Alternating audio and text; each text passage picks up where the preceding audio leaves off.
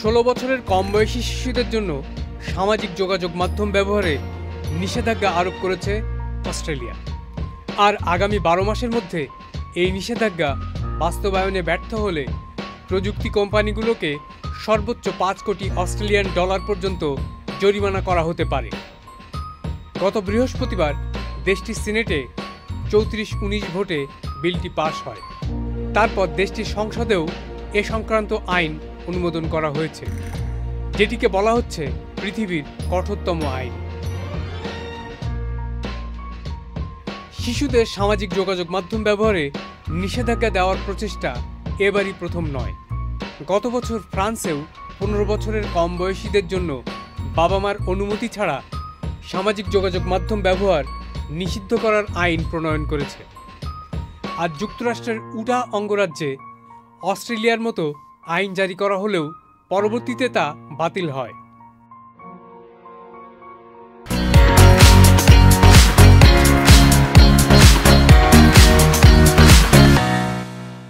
তবে কোন কোন প্ল্যাটফর্ম নিষিদ্ধ করা হবে এই আইনে তা এখনও নির্দিষ্ট করা না হলেও দেশটির যোগাযোগ মন্ত্রী মিশেল রোনাল্ড বলেছেন, নিষেধাজ্ঞার মধ্যে স্ন্যাপচ্যাট, টিকটক, ফেসবুক, ইনস্টাগ্রাম ও এক্স অন্তর্ভুক্ত থাকবে।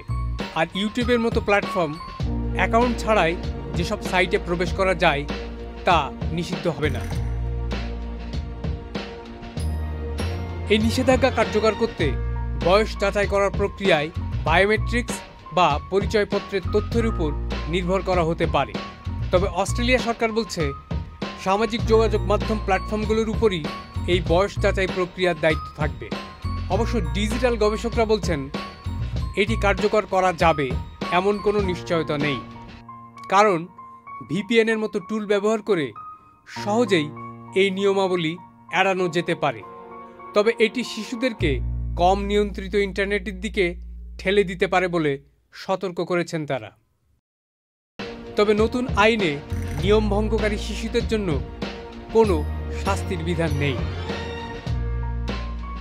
আর এই নতুন আইন দেশটির বেশিরভাগ বাবা মা ও অভিভাবকরা সমর্থন করলেও তরুণরা এই আইনের সমালোচনা করেছে।